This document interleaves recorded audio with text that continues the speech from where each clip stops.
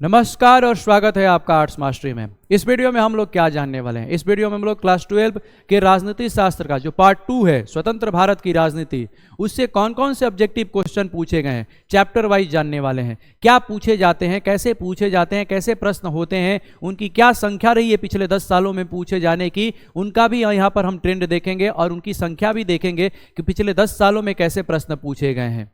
इस चैप्टर में स्वतंत्र भारत की राजनीति का जो तीसरा नंबर चैप्टर है, नियोजित विकास की राजनीति, उससे रिलेटेड जितने सारे ऑब्जेक्टिव प्रश्न हैं उनके बारे में हम जानेंगे। ये इस सीरीज का ऑब्जेक्टिव सीरीज का इस चैप्टर का ये दूसरा पार्ट होने वाला है। इससे पहले पार्ट 1 हमने चैनल पर अपलोड कर दिया है। अगर आपने अभी तक नहीं देखा है तो इस वीडियो को देखने के बाद उस वीडियो को भी जरूर देखिएगा, क्योंकि यही ऑब्जेक्टिव प्रश्न आपके लिए ब्रह्मास्त्र साबित हो सकते हैं। और जितना ज़्यादा आप ऑब्जेक्टिव प्रश्नों को अच्छा कीजिएगा, जितना ज़्यादा आपके ऑब्जेक्टिव प्रश्न सही होंगे, उतना ही ज़्यादा आपका रिजल्ट और ज़्यादा क्या होता जाएगा, बेटर होता जाएगा। और आप कोशिश कीजिएगा कि आपके जो 50 प्रश्न हैं ऑब्जेक्टिव के, वो 50 के 50 सही हो जाएंगे। और अगर आप ये वीडियोस देख रहे हैं पूरा अच्छे प्रकार से, तो आपको हम गारंटी देते हैं कि आपके एग्जाम में 50 के 50 प्रश्न सही होंगे ही। ये मेरी गारंटी है, समझे बचवा? तो हमेशा क्या कीजिए कि ऑब्जेक्टिव प्रश्नों को 50 में 50 सही करने की कोशिश कीजिए, और केवल याद ही मत कीजिए, उसके प्रीवियस ईयर क्वेश्चन को आप क्या कीजिए, लगाइए। और ऑब्जेक्टिव प्रश्नों का अगर कहीं पर टेस्ट हो रहा है तो उस टेस्ट सीरीज को ज्वाइन कर लीजिए, चाहे ऑनलाइन या ऑफलाइन कहीं पे भी हो रहा है, आप क्या कर लीजिए, टेस्ट सीरीज को ज्वाइन कर लीजिए। और वहां पर क्लास में बैठ के या घर पे भी आप ऑनलाइन लगा रहे हैं तो एक जैसे समझिए कि हम बिहार बोर्ड का एग्जाम दे रहे हैं और वहां पे ऑब्जेक्टिव प्रश्नों को हम क्या कर रहे हैं, टिक लगा रहे हैं, बिना इधर उधर, बिना अपने हम क्या कर रहे हैं, फोकस को डिस्ट्रैक्ट किए हुए सिर्फ और सिर्फ क्या कर रहे हैं कि प्रश्नों को ही हम देख रहे हैं और वहां पे ऑप्शन लगा रहे हैं। ठीक है, क्योंकि बहुत सारे ऐसे होते हैं कि अगर हम एग्जाम से पहले प्रैक्टिस नहीं करते हैं तो क्या होता है कि एग्जाम में हम गलतियां कर देते हैं, और ऐसा लगता है कि ये प्रश्न हमें आधा ही प्रश्न पढ़ते हैं और लगता है कि ये पता है और आधा प्रश्न नहीं पढ़ पाते हैं। तो इसमें कॉन्फिडेंस, ओवर कॉन्फिडेंस होने की वजह से उसको हम गलती कर देते हैं। तो यही सब चीज़ें नहीं करनी है। इसके लिए हमें घर पे ही पहले से प्रैक्टिस कर लेना है कि किसका क्या होने वाला है और कैसे ऑब्जेक्टिव प्रश्न हमें क्या करने हैं, एग्जाम में लगाने हैं। और अगर हो सके तो आप अपने आसपास वाले दुकानदार से OMR सीट खरीद लीजिएगा और OMR सीट पे भी आप क्या कर लीजिएगा, प्रैक्टिस कर लीजिएगा एग्जाम से 1-2 महीना पहले। कम से कम फरवरी में आपका एग्जाम होने वाला है तो पूरे जनवरी जो OMR सीट पर ही आप क्या कीजिएगा, ऑब्जेक्टिव प्रश्नों को प्रैक्टिस कीजिएगा। OMR सीट पर अगर ऑब्जेक्टिव प्रश्नों की प्रैक्टिस कर रहे हैं तो आप एग्जाम में गलतियां नहीं करेंगे। जो एग्जाम में गलतियां करने वाले होंगे आप पहले ही उन गलतियों को क्या कर लीजिएगा, सुधार लीजिएगा। तो चलिए स्टार्ट करते हैं इस वीडियो को। जैसे ही आपका क्लास स्टार्ट होता है तो आपके सामने एक मोटिवेशन लाइन होती है जो अंदर से आपको क्या कर रही होती है, मोटिवेट कर रही होती है आपको पढ़ने के लिए। जैसे आज की मोटिवेशन लाइन है कि इतना काम करिए, इतना काम करिए कि आपका काम देखकर थक जाए। इतना काम करिए कि आपका काम देखकर थक जाए। और कौन थक जाए? काम भी थक जाए। ठीक है, इसका मतलब है कि आप इतना पढ़िए, इतना पढ़िए, इतना पढ़िए कि सफलता खुद आपके गोद में आकर क्या हो जाए, बैठ जाए। इतना आपको पढ़ाई करना है, एकदम दिन रात मेहनत करके कूड़ा कर देना है अपने आप को। और जब इस प्रकार से अगर आप मेहनत कर रहे हैं तो कोई भी आपको टॉपर बनने से नहीं रोक पाएगा, कोई भी आपके रिजल्ट को बेटर होने से नहीं रोक पाएगा। इसलिए पूरा डेडिकेटेड होकर आप क्या कीजिए, बिहार बोर्ड के लिए अपना मेहनत करते जाइए। किसी भी क्षेत्र में आप जाते हैं और वहां पर आप मेहनत नहीं कर रहे हैं तो कुछ भी मिलने वाला नहीं है। जितना ज़्यादा आप मेहनत करेंगे उतना ही ज़्यादा आपका रिजल्ट बेटर होता चला जाएगा और उतना ही परिणाम आपका क्या होगा कि अप्रत्याशित होगा। ये बात अपने दिमाग में घुसा लीजिएगा। ठीक है, चलिए स्टार्ट करते हैं और आते हैं अपने क्वेश्चन के ट्रेंड पे। इससे पहले वाले वीडियो में भी हम लोगों ने एनालिसिस किया हुआ है और देखा है कि इस चैप्टर से कितने प्रश्न किस साल में पूछे गए हैं, उनकी संख्या क्या रही हुई है। अगर अभी तक आपने वीडियो नहीं देखा है तो कोई बात नहीं है, ये वीडियो देखने के बाद फिर से आप क्या कीजिएगा, देख लीजिएगा। ये ऑब्जेक्टिव वीडियो की सीरीज होने वाली है। यहाँ पे हम लघुतरीय प्रश्नों की चर्चा नहीं करेंगे कि पिछले 10 सालों में कितनी संख्या में पूछे गए हैं। यहाँ पे सिर्फ और सिर्फ ऑब्जेक्टिव प्रश्न, जो 1 नंबरीय प्रश्नोत्तर होते हैं, जो वस्तुनिष्ठ होते हैं, उनके बारे में यहाँ पर चर्चा करने वाले हैं कि कौन से पूछे जाते हैं और कितनी संख्या में पूछे गए हैं पिछले 10 सालों में। जब लघुतरीयों की सीरीज आएगी तो उसमें हम लघुतरीयों के बारे में चर्चा करेंगे। आइए देखते हैं कि 2015 में इससे 5 प्रश्न पूछे गए हैं, 2016 में इससे 2 प्रश्न पूछे गए हैं, 2017 में 3 प्रश्न पूछा गया है, 2018 में 2 प्रश्न, 2019 में 4 प्रश्न, 2020 में इससे 2 प्रश्न पूछे गए इस चैप्टर से, 2021 में 3 प्रश्न पूछे गए हैं, 2022 में 3 प्रश्न पूछे गए हैं, 2023 में ध्यान देना है, 2023 में इस चैप्टर से 9 प्रश्न पूछे हैं। यानी बिहार बोर्ड कभी कभी आपका शौक भी देगा, कभी कभी आपको शौक देगा, ठीक है। तो इसके लिए भी आप क्या रखिएगा, तैयार रहिएगा।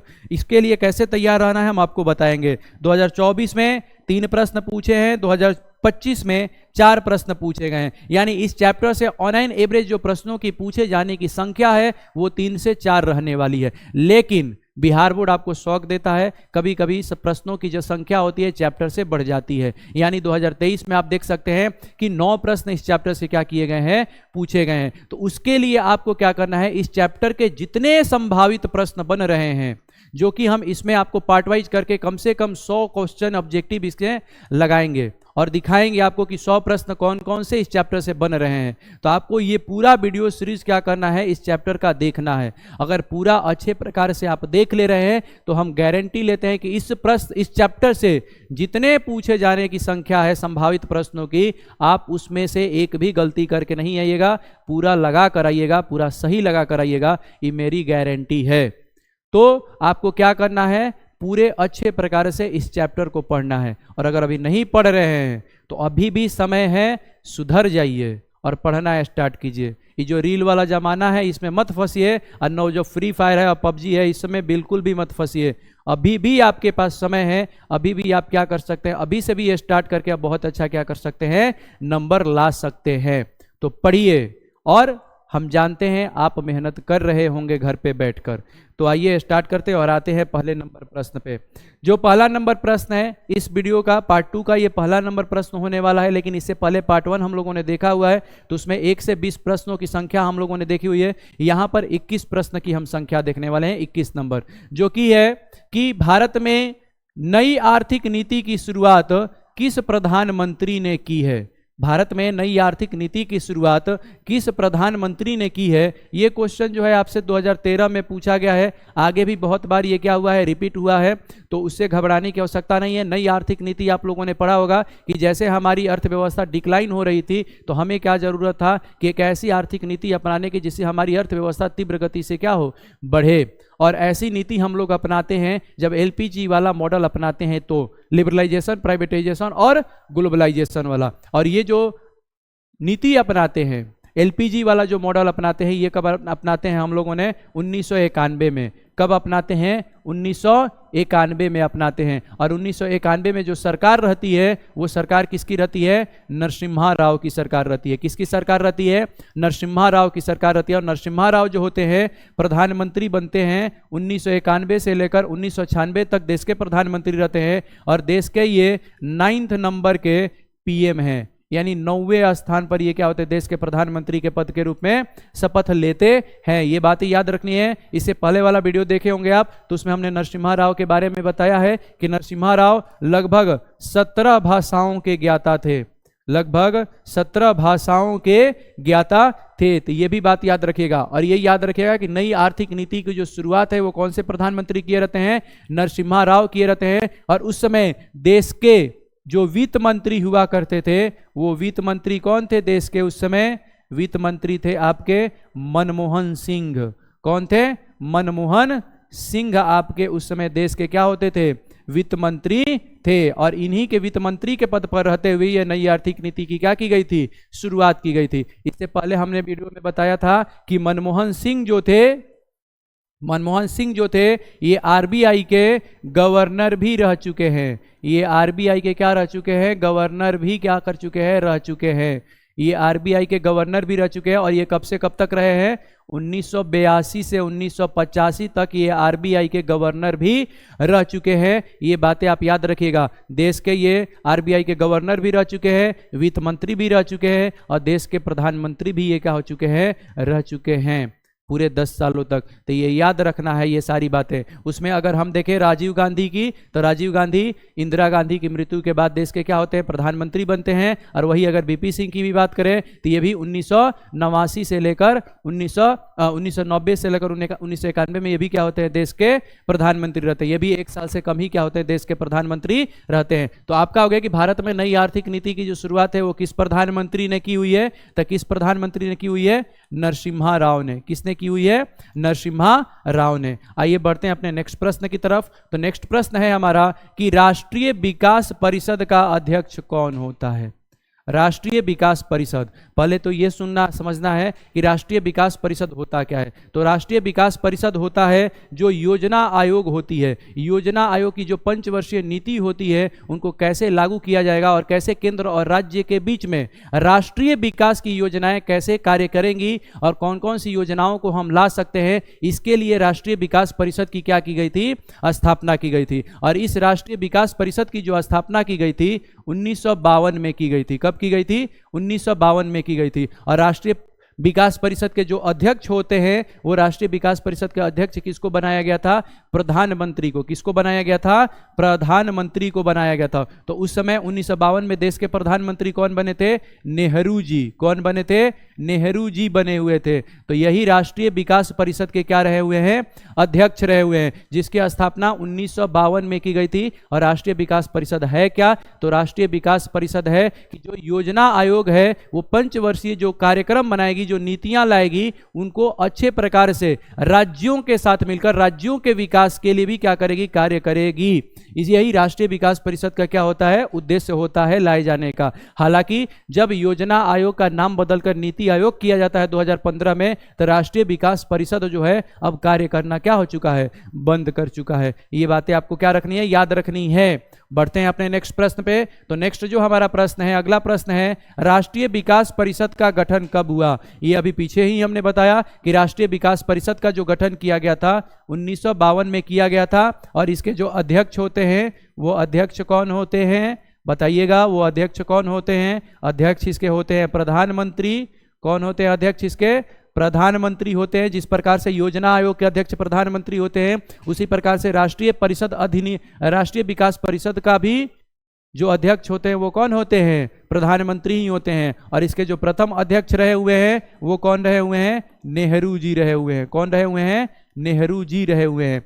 आइए बढ़ते हैं नेक्स्ट प्रश्न पे। नेक्स्ट प्रश्न है कि राष्ट्रीय विकास परिषद के सदस्य कौन होते हैं। तो देखिए, राष्ट्रीय विकास परिषद में केंद्र और राज्य के जो बीच राष्ट्रीय विकास का कार्य करना था, तो उनके लिए भी क्या करना था, संबंध बनाना है, उनको संबंध को बेटर बनाना है। तो इसमें राज्य के मुख्यमंत्रियों को भी शामिल किया जाएगा। इसमें योजना आयोग से संबंधित है तो योजना आयोग के भी सदस्य इसमें शामिल होंगे। साथ ही साथ केंद्र शासित प्रदेश के जो प्रमुख हैं वो भी इसमें क्या किए जाएंगे, शामिल किए जाएंगे। तो ऑप्शन है इसमें कि सभी राज्यों के मुख्यमंत्री, तो इनको भी शामिल किया जाता है। योजना आयोग के सदस्य, इनको भी शामिल किया जाता है। अब मंत्रिमंडल के कुछ मंत्री भी इसमें क्या होते हैं, शामिल होते हैं। यानी कि इसका ऑप्शन नंबर क्या होगा, डी, यानी उपयुक्त इसमें से क्या होंगे, सभी सही होंगे। फिर से एक बार आप लोग यहां पर देखिएगा कि राष्ट्रीय विकास परिषद की जो स्थापना की गई थी वो कब की गई थी, 1952 में किया गया था। इसका जो अध्यक्ष बनाया गया था वो अध्यक्ष किसको बनाया गया था, प्रधानमंत्री को बनाया गया था। और इसके जो प्रथम अध्यक्ष थे वो कौन थे,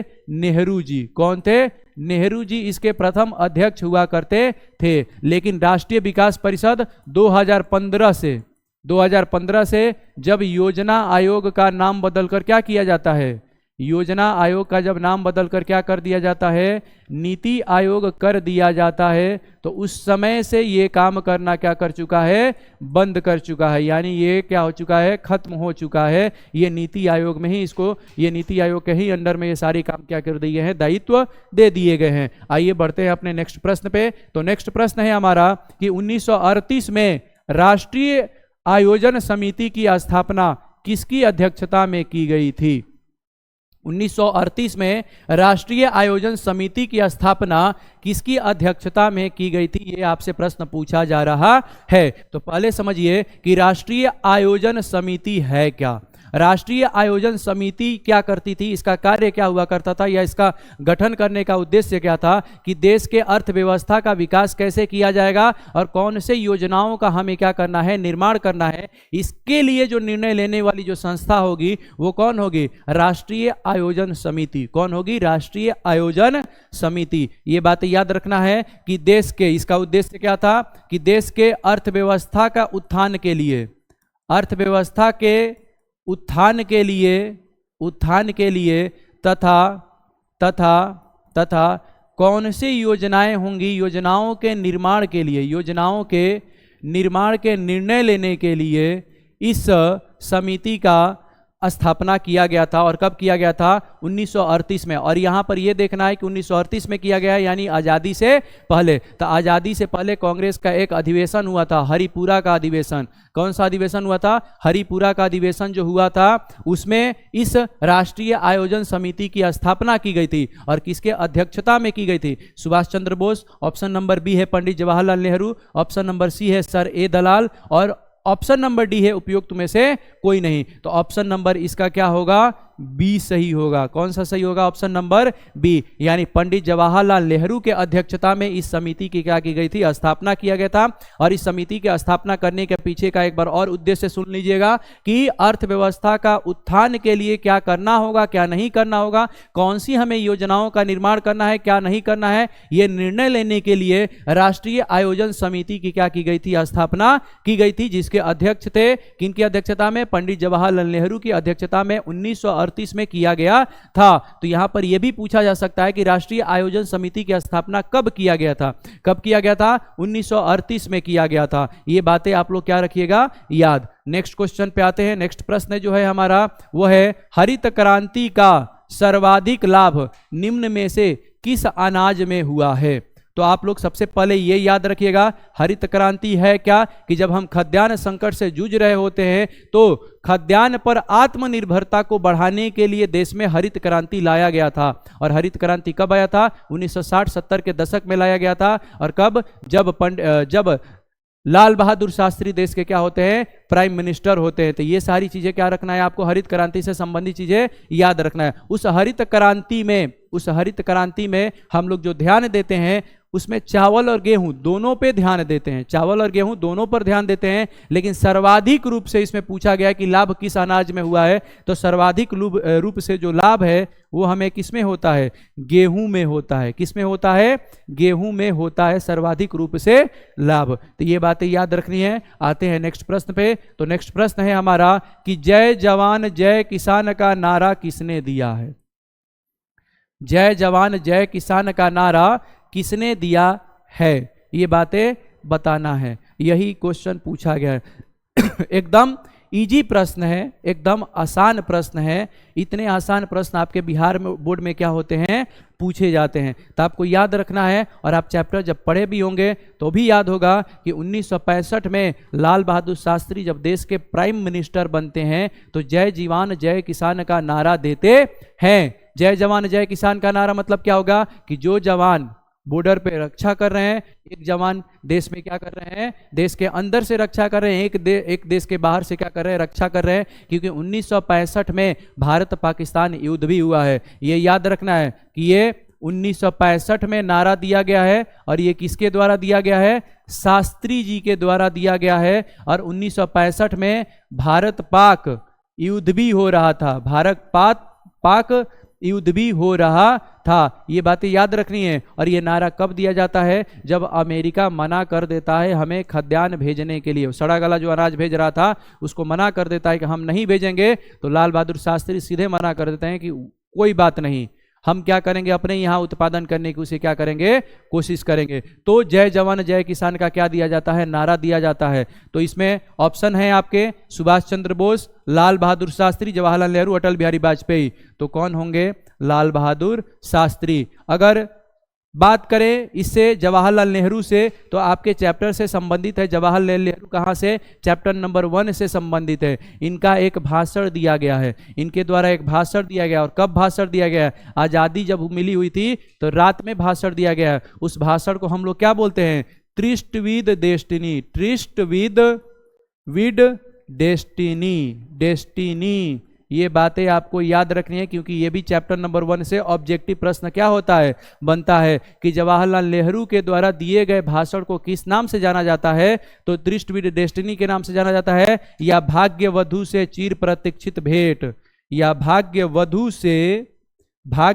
से चिर प्रतीक्षित भेंट, चिर प्रतीक्षित भेंट, ये आप क्या रखना है, याद रखिएगा कि ये जवाहरलाल नेहरू के द्वारा क्या किया गया था, ये जो भाषण दिया गया था उसको इस नाम से जाना जाता है। बढ़ते हैं अपने नेक्स्ट प्रश्न पे। नेक्स्ट जो हमारा प्रश्न है, पीली क्रांति, पीली क्रांति का संबंध निम्नलिखित में से किससे है, और आपका ऑप्शन है, ऑप्शन नंबर ए है तिलहन उत्पादन से, ऑप्शन बी है दलहन उत्पादन से, ऑप्शन सी है चावल उत्पादन से, ऑप्शन डी है दूध उत्पादन से। तो देखिए, जब हमारे यहाँ सरसों, सूरजमुखी, ये सब जो तेल की बहुत ज़्यादा क्या होता है, इन सब अनाजों की बहुत ज़्यादा कमी होती है, तो हमारे देश में पीली क्रांति लाई जाती है 1980 के दशक में। 1980 के दशक में पीली क्रांति लाई जाती है, और वो किसके द्वारा पीली क्रांति लाई जाती है, इसमें नेतृत्व कौन करते हैं, संपत, कौन करते हैं, संपत राव बखरे, संपत राव बखरे।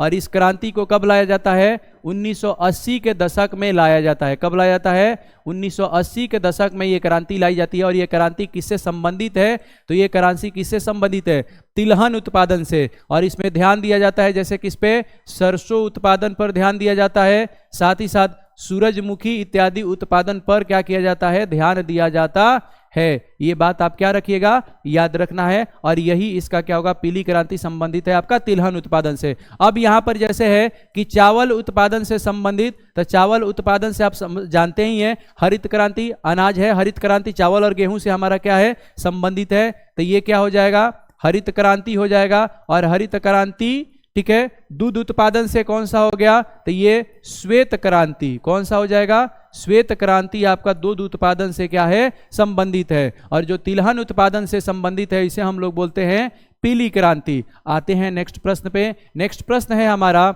श्वेत क्रांति का संबंध निम्नलिखित में से किससे है। तो श्वेत क्रांति क्या होता है कि दूध उत्पादन की निर्भरता को बढ़ाने के लिए, आत्मनिर्भरता को बढ़ाने के लिए और दूध उत्पादन के क्षेत्र में हमें आगे बढ़ने के लिए हम क्या लाते हैं, श्वेत क्रांति लाते हैं वर्गीज कुरियन के नेतृत्व में। ये किसके नेतृत्व में लाया गया रहता है, वर्गीज कुरियन, वर्गीज कुरियन के नेतृत्व में क्या किया गया है, लाया गया है श्वेत क्रांति। और इसके लिए ऑपरेशन, कौन सा ऑपरेशन चलाया गया है, ऑपरेशन फ्लड, कौन सा चलाया गया है, ऑपरेशन फ्लड चलाया गया है, जो कि हमारा श्वेत क्रांति से संबंधित है। और श्वेत क्रांति से संबंधित ऑपरेशन जो फ्लड चलाया गया है, तो यहां पर कौन से दूध का उत्पादन यहां पर किया गया है, आप लोग शुरू में पीते थे पहले, कौन सा, अमूल दूध का। और ये किस राज्य से शुरुआत होता है, गुजरात से। किससे शुरुआत होता है, गुजरात। और गुजरात के किस शहर से, आनंद शहर से। किस शहर से, आनंद शहर से इसकी क्या की जाती है, शुरुआत की जाती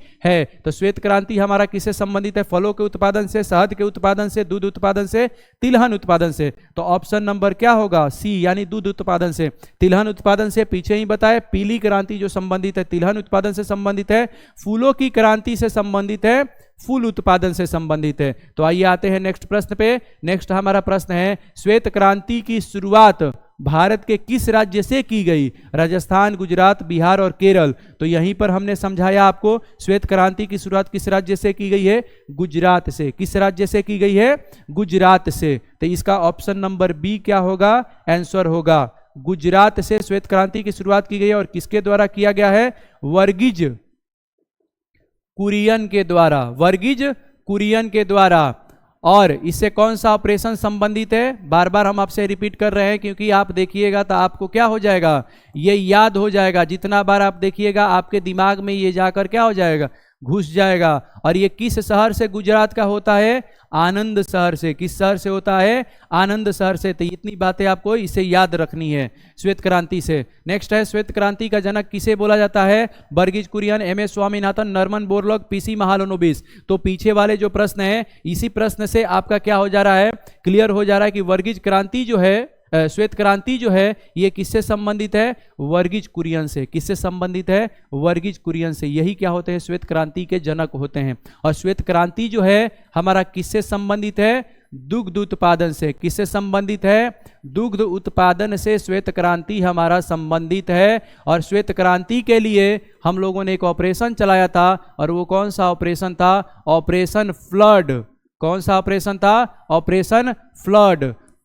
श्वेत क्रांति किससे संबंधित है? दुग्ध उत्पादन से संबंधित है, और इससे संबंधित एक ऑपरेशन चलाए थे, ऑपरेशन फ्लड। और इसके जो जनक हैं वो कौन है? वर्गीज कुरियन। और यहाँ पर हम देखेंगे ऑप्शन बी जो है ये कौन है? एम स्वामीनाथन। ये किससे हैं? हरित क्रांति के जनक बोले जाते हैं। ये कौन बोले जाते हैं? हरित क्रांति के जनक बोले जाते हैं। भारत में ये याद रखना है कि भारत में हरित क्रांति के जो जनक हैं वो कौन हैं? एम स्वामीनाथन हैं। और नॉर्मन बोरलॉग जो है ये विश्व में हरित क्रांति के जनक माने जाते हैं।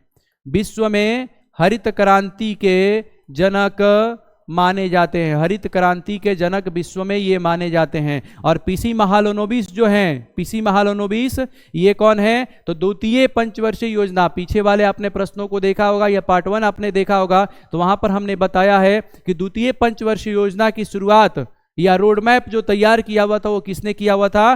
पीसी महालनोबिस ने, यानी प्रशांत चंद्र महालनोबिस। इन्होंने द्वितीय पंचवर्षीय योजना की रोड मैप तैयार की हुई थी। योजना की रोड मैप इन्होंने ही तैयार किया हुआ था, और इन्होंने ही बोला हुआ था कि हमें उद्योग पर ध्यान देना चाहिए। बढ़ते हैं अपने नेक्स्ट प्रश्न पे। नेक्स्ट प्रश्न है हमारा कि अमूल नामक सहकारी आंदोलन किस शहर से शुरुआत किया गया था? तो अमूल ये क्या है? ये दुग्ध। किससे संबंधित है? दुग्ध से। इससे संबंधित कौन सी क्रांति की गई थी? श्वेत क्रांति की गई थी। कौन सी क्रांति की गई थी? श्वेत क्रांति की गई थी। इससे संबंधित कौन सा ऑपरेशन किया गया था? ऑपरेशन फ्लड किया गया था। कौन सा ऑपरेशन किया गया था? ऑपरेशन फ्लड किया गया था। और इस श्वेत क्रांति के जनक कौन थे?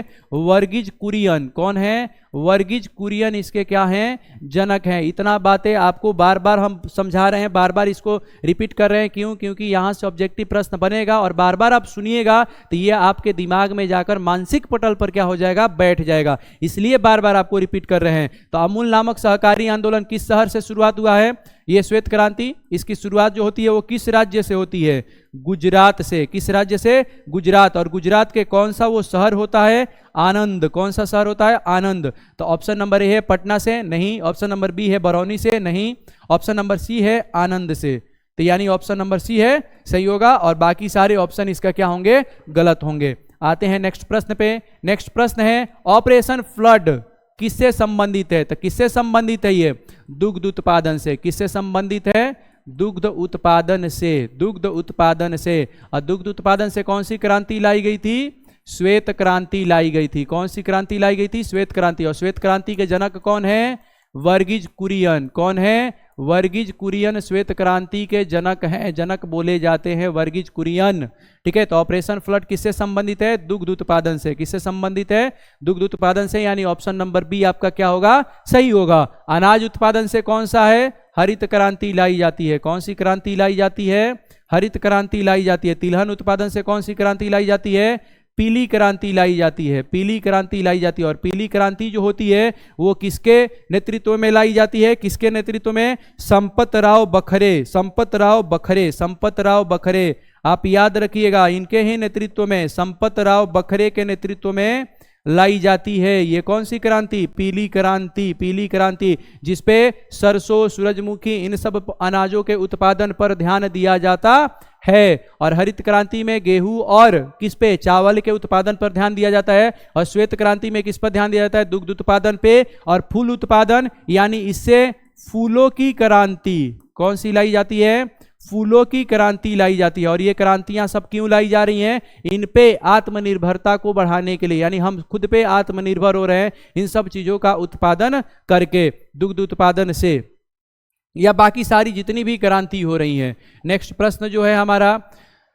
एक आपको प्रश्न का जवाब देना है। इन क्रांति से ही संबंधित है कि नीली क्रांति किससे संबंधित है? नीली क्रांति किससे संबंधित है? इन क्रांति से ही संबंधित आपको क्या करना है? एक प्रश्न का जवाब देना है। ठीक है। भारत में भारत में 14 बैंकों का राष्ट्रीयकरण कब किया गया था? भारत में 14 बैंकों का राष्ट्रीयकरण कब किया गया था? तो देखिए 14 बैंकों का राष्ट्रीयकरण किया जाता है कि जब देश की प्रधानमंत्री कौन बनती हैं? इंदिरा गांधी बनती हैं, तो वो क्या करती है? बैंकों का राष्ट्रीयकरण करना क्या कर देती हैं? स्टार्ट कर देती हैं। और इंदिरा गांधी जब बनती हैं देश की प्रधानमंत्री 1969 में, कब बनती हैं? 1969 में देश की वो प्रधानमंत्री बनती हैं, और वही क्या करती हैं कि बैंकों का राष्ट्रीयकरण करना क्या कर देती हैं? स्टार्ट कर देती हैं बैंकों का राष्ट्रीयकरण। और ये क्यों किया जाता है? ताकि गरीबों को भी लाभ मिल सके, गरीबों को भी लाभ मिल सके। ठीक है, इसके लिए क्या किया गया था? बैंकों का राष्ट्रीयकरण किया गया था। और आप चैप्टर पढ़े होंगे, तो जब बैंकों का राष्ट्रीयकरण किया जाता है, प्रिवी पर्स को समाप्त किया जाता है, जब ये सारी चीजें जब इंदिरा गांधी के द्वारा की जाती हैं, तो फिर क्या होता है कि मोरारजी देसाई जो होते हैं वो क्या होते हैं? इनसे गुस्सा हो जाते हैं, और जो सिंडिकेट भी होता है वो भी इनसे गुस्सा हो जाता है, और फिर क्या होता है? कांग्रेस में विभाजन देखने को मिलता है। आप ये चैप्टर पढ़े होंगे तो बहुत अच्छे प्रकार से इनके बारे में जानते होंगे। तो ऑप्शन नंबर ए है 1967 में, नहीं। ऑप्शन नंबर बी है 1968 में, नहीं। ऑप्शन नंबर सी है 1969 में। तो 1969 इसका क्या होगा? सही होगा, और बाकी सारे ऑप्शन इसके क्या होंगे? गलत होंगे। तो नेक्स्ट आते हैं। नेक्स्ट प्रश्न है, नियोजन विकास के लिए कितने लक्ष्य होने चाहिए? नियोजन विकास के लिए यानी कि प्लानिंग के साथ में हमें विकास करना है। ठीक है, हमें प्लानिंग कर करके विकास करना है, तो हमारे कितने लक्ष्य होने चाहिए ये पूछा जा रहा है। तो कौन कौन से लक्ष्य कितने होने चाहिए? 3 होने चाहिए? नहीं। 5 होने चाहिए? हाँ। कितने लक्ष्य होने चाहिए? 5 लक्ष्य होने चाहिए। और 5 वो लक्ष्य कौन कौन से होते हैं? जो पहला होता है वो आर्थिक वृद्धि होता है। पहला कौन सा होता है? आर्थिक वृद्धि। किस पे? हमें देश की आर्थिक वृद्धि, देश की अर्थव्यवस्था को बढ़ाने पर क्या करना है? ध्यान देना है। ये पहला होता है। दूसरा जो होता है वो होता है रोजगार सृजन। दूसरा जो होता है रोजगार सृजन, यानी एम्प्लॉयमेंट को हमें क्या करना है? बढ़ावा अपने देश में देना है। तो दूसरा जो प्लानिंग हम लोग करते हैं वो किस पे करते हैं? रोजगार सृजन पे करते हैं। तीसरा जो होता है वो होता है गरीबी उन्मूलन। तीसरा जो होता है वो होता है गरीबी उन्मूलन, यानी कि गरीबी हम अपने देश से खत्म करने की कोशिश करेंगे। जो चौथा लक्ष्य होता है वो होता है आर्थिक असमानता में कमी। वो कौन सा होता है? आर्थिक असमानता में कमी। असमानता में कमी चौथा जो लक्ष्य ये रखा जाता है। पांचवा लक्ष्य रखा जाता है आत्मनिर्भरता। पांचवा जो होता है वो कौन सा होता है? आत्मनिर्भरता होता है। ये बातें याद रखनी है कि नियोजन विकास के लिए कितने लक्ष्य होने चाहिए? 5 लक्ष्य होने चाहिए। कौन कौन से लक्ष्य होने चाहिए? एक होता है आर्थिक वृद्धि होता है, दूसरा होता है रोजगार सृजन, यानी देश में रोजगार का सृजन करने का लक्ष्य रखा जाता है। तीसरा होता है देश में जो गरीबी है उसको खत्म करने पर ध्यान दिया जाना चाहिए। चौथा जो होता है आर्थिक असमानता में कमी। आर्थिक असमानता में कमी यानी कि यहाँ पर जो गरीबी और अमीरी की जो ये बनती जा रही है चीजें हैं, खाई एक गहरी खाई बनती जा रही है, इसको समाप्त करने की कोशिश किया जाता है। चौथा जो होता है आत्मनिर्भरता, यानी हम बाहरी देशों पर किसी प्रोडक्ट के लिए डिपेंडेंट ना होकर हम क्या हो रहे हैं? अपने ऊपर आत्मनिर्भर क्या हो रहे हैं? बनते जा रहे हैं। तो नियोजन विकास के कितने लक्ष्य होते हैं? 5 लक्ष्य होते हैं। नेक्स्ट प्रश्न पर आते हैं। नेक्स्ट प्रश्न है कि सामाजिक न्याय के साथ विकास किस पंचवर्षीय योजना का मुख्य उद्देश्य था? यानी कि हमें क्या करना है कि देश में सामाजिक न्याय भी एस्टैब्लिश करना है और उसके साथ हमें क्या करना है? विकास करना है। यानी गरीबी वगैरह जितनी सारी चीजें हैं उन सब चीजों को समाप्त करना है। और देश में अगर किसी के साथ सामाजिक सोशल जस्टिस नहीं मिल रहा है, सामाजिक स्तर पर उनके साथ में अगर भेदभाव हो रहा है, तो उनको क्या किया जाए? समाप्त किया जाए। और उसको समाप्त करते हुए अपने हमें देश को क्या करना है? विकास करना है। और ये जो होता है ये किस पंचवर्षीय योजना में होता है और किस पंचवर्षीय योजना का मुख्य उद्देश्य होता है? ये आपसे प्रश्न यहां पर क्या किया जा रहा है? पूछा जा रहा है। तो पहला ऑप्शन है कि तीसरी पंचवर्षीय योजना। नहीं, तीसरी पंचवर्षीय योजना आपको याद होगा कि इसमें हम लोगों ने किस पर ध्यान दिया था? कृषि एवं उद्योग दोनों पर हम लोग इसमें क्या करते हैं? ध्यान देना स्टार्ट करते हैं। किस पे? कृषि एवं उद्योग दोनों पर ध्यान देना स्टार्ट होते हैं। पांचवी जो पंचवर्षीय योजना होती है इस पे हम लोग गरीबी हटाओ पे हम लोग क्या करते हैं? ध्यान देते हैं। सबसे ज्यादा गरीबी हटाओ, गरीबी उन्मूलन पर हम लोग क्या करते हैं? इस योजना में ध्यान देते हैं। चौथी जो पंचवर्षीय योजना लाई जाती है, इस पंचवर्षीय योजना में सामाजिक न्याय के साथ विकास, सामाजिक न्याय के साथ विकास, सामाजिक न्याय के साथ विकास, सामाजिक न्याय के साथ विकास, यानी इस पर हम क्या करते हैं, ध्यान देते हैं। ये योजना का मुख्य उद्देश्य होता है। चौथी पंचवर्षीय योजना का क्या होता है, मुख्य उद्देश्य होता है। तो इसका ऑप्शन नंबर बी, थोड़ा सा ऊपर नीचे हो गया, सी ऊपर हो गया, बी नीचे हो गया, तो उससे घबराना नहीं है। जो चौथी पंचवर्षीय योजना है, उस पंचवर्षीय योजना का मुख्य उद्देश्य होता है सामाजिक न्याय के साथ विकास करना। आइए आते हैं हम अपने नेक्स्ट प्रश्न पे। उससे पहले एक और हम लोग यहाँ पर देख लें तो तीसरी जो पंचवर्षीय योजना है, ये कब से कब लाई जाती है, कब से कब लाई जाती है। पहली पंचवर्षीय योजना 1951 से 56, दूसरी पंचवर्षीय योजना 1956 से 61, तीसरी पंचवर्षीय योजना 1961 से 1966, ठीक है। और 66 के बाद 66 से 67, 67 से 68, 68 से 69 कोई भी पंचवर्षीय योजना नहीं लाया जाता है। उस समय योजना अवकाश लाया जाता है, यानी एक एक साल के लिए हम लोग क्या करते हैं, योजनाएं लाते हैं। और फिर 1969 से हम लोग क्या करते हैं, पंचवर्षीय योजना लाना फिर से स्टार्ट करते हैं। तो चौथी पंचवर्षीय योजना 1969 से 1974, पांचवी पंचवर्षीय योजना 1975 से क्या होती है, स्टार्ट होती है। 1974 से क्या होती है, स्टार्ट होती है। जब इंदिरा गांधी क्या होती हैं, प्राइम मिनिस्टर बनती हैं, तब जाकर चौथी पंचवर्षीय योजना क्या किया जाता है, लाया जाता है। ये बातें आप ध्यान रखिएगा। छठी पंचवर्षीय योजना कब लाई जाती है, आपको ये कमेंट करके बताना है कि छठी पंचवर्षीय योजना कब लाई गई है। आते हैं अपने नेक्स्ट प्रश्न पे। नेक्स्ट प्रश्न है कि भारत में नई आर्थिक नीति की शुरुआत कब की गई थी। तो पहले भी इस प्रश्न की हम लोगों ने चर्चा किया हुआ है। कब किया गया है, 1991 में किया गया है। और उस समय देश के जो पीएम होते हैं वो कौन होते हैं, नरसिम्हा राव। कौन होते हैं, नरसिम्हा राव। उस समय देश के जो पीएम होते हैं वो कौन होते हैं, नरसिम्हा राव। नरसिम्हा राव देश के जो होते हैं पीएम होते हैं। और वित्त मंत्री यानी फाइनेंस मिनिस्टर कौन होते हैं उस समय देश के, मनमोहन सिंह। कौन होते हैं, मनमोहन सिंह। और ये कब देश के कब से कब तक प्रधानमंत्री रहते हैं, 1991 से लेकर 1996 तक, ठीक है। और ये बातें याद रखनी है कि मनमोहन सिंह देश के आरबीआई के क्या रह चुके हैं, गवर्नर भी रह चुके हैं। ये आरबीआई के गवर्नर भी रह चुके हैं। और ये कब से कब तक गवर्नर के पोस्ट पे रहे हैं, 1982 से लेकर 1985 तक। ये बातें आपको याद रखनी है। बढ़ते हैं नेक्स्ट प्रश्न पे। भारतीय सांख्यिकी संस्थान की स्थापना किसने की हुई थी, भारतीय सांख्यिकी संस्थान की स्थापना किसने की हुई थी। पहला है पीसी महालनोबिस, दूसरा है एमएस स्वामीनाथन, तीसरा है सीआर राव, चौथा है डी ऑप्शन है आपका एमएन बोस। तो देखिए सांख्यिकी संस्थान की जो स्थापना है वो करते हैं कौन, पीसी महालनोबिस। वो करते हैं कौन, पीसी महालनोबिस। और एमएस स्वामीनाथन को हम लोग जानते हैं हरित क्रांति के जनक के रूप में इन्हें क्या किया जाता है, जाना जाता है। और सीआर राव जो होते हैं ये इसी भारतीय सांख्यिकी संस्थान में एक सहयोगी के रूप में क्या करते थे, कार्य करते थे, ठीक है। नेक्स्ट प्रश्न पे आते हैं। तो नेक्स्ट प्रश्न जो है हमारा कि भारतीय सांख्यिकी संस्थान की स्थापना कब की गई थी। तो 1931 में की गई थी। और कहां पर की गई थी, तो कलकत्ता में, जो आज कोलकाता है उसी वहीं पर कोलकाता में क्या किया जाता है, भारतीय सांख्यिकी संस्थान की स्थापना की जाती है। और किसके द्वारा किया जाता है, किसके द्वारा किया जाता है, यहां पर बताए किसके द्वारा किया जाता है, पीसी महालनोबिस। किसके द्वारा किया जाता है, पीसी महालनोबिस।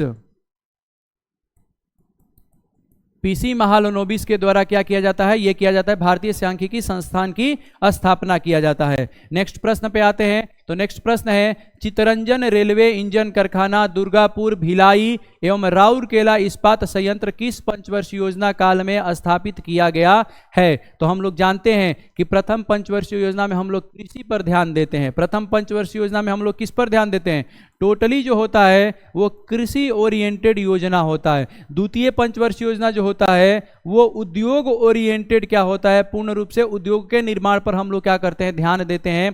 तृतीय पंचवर्षीय योजना जो होती है वो कृषि एवं उद्योग दोनों पर हम लोग क्या करते हैं, ध्यान देते हैं। कृषि एवं उद्योग दोनों पर हम लोग क्या करते हैं, ध्यान देते हैं। और पंचम पंचवर्षीय योजना पर हम गरीबी उन्मूलन पर क्या करते हैं, ध्यान देते हैं। किस पर ध्यान देते हैं, गरीबी उन्मूलन पर ध्यान देते हैं। तो ये सभी इस्पात संयंत्र यानी उद्योग हैं। तो सबसे पहली बार जो लगाए जाने का जो कार्य होता है वो किस पंचवर्षीय योजना में किया जाता है, द्वितीय पंचवर्षीय योजना में। किस योजना में किया जाता है, द्वितीय पंचवर्षीय योजना। फिर से याद रखना है कि प्रथम जो पंचवर्षीय योजना है ये कब लाया जाता है, 1951 से 1956 तक इसका टाइम पीरियड होता है। द्वितीय पंचवर्षीय योजना 1956 से 1961 तक का टाइम पीरियड होता है। तृतीय पंचवर्षीय योजना का टाइम पीरियड 1961 से 1966 का होता है, और 1966 से 67, 67 से 68, 68 से 69, ठीक है। इसमें क्या लाया जाता है, कोई भी पंचवर्षीय योजना नहीं लाई जाती है, और कौन सा क्या लाया जाता है, योजना अवकाश लाया जाता है। यानी एक एक साल के लिए योजनाएं क्या की जाती है, लाई जाती है। और योजना अवकाश कब लाया जाता है, जब पिछली पंचवर्षीय योजना क्या हो जाए, विफल हो जाए, असफल हो जाए, तब देश में योजना अवकाश क्या किया जाता है, लागू किया जाता है। तो यही क्या होता है कि लगातार हमारे 2 पंचवर्षीय योजना हम क्या हो जाते हैं, असफल हो जाते हैं। प्रथम पंचवर्षीय योजना में सफल होते हैं, द्वितीय पंचवर्षीय योजना में असफल होते हैं, तृतीय पंचवर्षीय योजना में भी असफल होते हैं, और तृतीय पंचवर्षीय योजना में भारत चाइना वॉर भी होता है, साथ ही साथ भारत पाकिस्तान भी वॉर होता है, और देश के 2 प्राइम मिनिस्टर भी क्या होते हैं, उस समय मृत्यु हो जाती है। जवाहरलाल नेहरू की भी मृत्यु होती है, और साथ ही साथ हमारे लाल बहादुर शास्त्री की भी क्या हो जाती है, हत्या कर दी जाती है। तो ये बातें आपको क्या रखनी है, याद रखनी है। तो ये जो जितने सारे इस्पात संयंत्र लगाए जा रहे हैं, ये कब लगाए जा रहे हैं, द्वितीय पंचवर्षीय योजना के तहत लगाए जाते हैं। देखिए, चित्तरंजन रेलवे इंजन कारखाना है, इसकी एस्टैब्लिशमेंट 1950 में कर दी गई थी। लेकिन ये क्या होता है कि बड़े स्तर पर जो होता है, इस पर ध्यान द्वितीय पंचवर्षीय योजना पर क्या किया जाता है, ध्यान दिया जाता है। ये सब जितने सारे कारखाने होते हैं, यूएसएसआर, जर्मनी और यूके की सहायता से क्या किए जाते हैं, लगाए जाते हैं। ये आपने बहुत अच्छे प्रकार से पढ़ा होगा, और इसके माध्यम से, इस प्रश्न के माध्यम से हमने आपको बहुत सारी चीजें भी क्या कर दी है, समझा दिए थे। इतनी सारी चीजें आपको क्या रखना है, याद रखना है। तो ये जो प्रश्न है, इस पार्ट में पार्ट 2 होने वाला था, तो इस पार्ट 2 में 20 प्रश्न हम लोगों ने क्या किया हुआ है, चर्चा किया हुआ है। इससे पहले कल जब हमने स्टार्ट किया था इस चैप्टर के ऑब्जेक्टिव प्रश्नों को लगाना, तो यहां पर हमने बताया था कि इसमें पार्ट 1, पार्ट 2, पार्ट 3, पार्ट 4 करके, पार्ट 5 करके 20-20 प्रश्नों को हम लोग क्या करेंगे, देखेंगे, क्योंकि वीडियो हमारा ज्यादा लंबा हो जाएगा। तो इससे अच्छा है कि हम लोग छोटे छोटे कुछ प्रश्नों को हम लोग देखें, जो हमारे लिए क्या होते हैं, ब्रह्मास्त्र के रूप में कार्य करेंगे। इसे जब वीडियो स्टार्ट किए थे तो हमने बताया था कि इस चैप्टर से कितने प्रश्न आ सकते हैं, कितने संभावित प्रश्न हो सकते हैं, और कौन कौन से वो हो सकते हैं, और पिछले 10 सालों में कितने प्रश्न पूछे जाने की संख्या है, उनके बारे में हम यहाँ पर क्या किए थे, चर्चाएं किए हुए थे। तो अब तक आई होप कि आपको ये वीडियो बहुत ज़्यादा क्या लगी होगी, अच्छी लगी होगी। अगर अच्छी लगी है तो आप क्या कर सकते हैं, अपने दोस्तों के साथ में शेयर कीजिए, और आपके मन में अगर कोई भी डाउट होता है तो आप कमेंट कर सकते हैं, और जो भी प्रश्न आपको वीडियो के दरमियान पूछे जाते हैं, आप उनका कमेंट करके आंसर जरूर दीजिए। ऐसे ही हंसते रहिए, मुस्कुराते रहिए, और अगर चैनल पे नए हैं तो चैनल को सब्सक्राइब कर दीजिए और वीडियो को लाइक कर दीजिए।